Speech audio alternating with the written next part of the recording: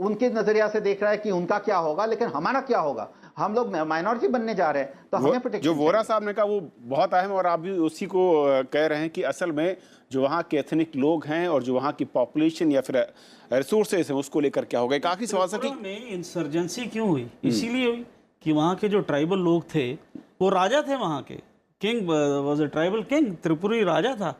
और ये इतना माइग्रेशन हो गया कि इन लोगों ने ट्रेड पे, land, commerce, everything they captured, they became a minority, the local tribals. उनकी ज़मीनें वगैरह भी इन लोगों ने ले ली।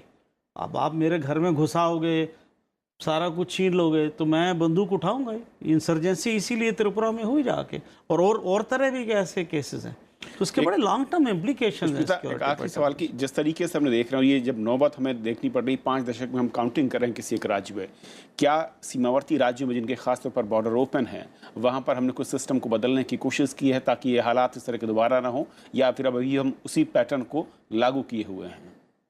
नहीं, इसके लिए गवर्नमेंट ने तो किया है, बॉर्डर मैनेजमेंट, सिक्योरिटी, बहुत इन्होंने फेंसिंग किया है, डिप्लॉयमेंट ऑफ बीएसएफ, फिर उन्होंने बॉर्डर कम्युनिटी को भी अपने साथ लिया है कि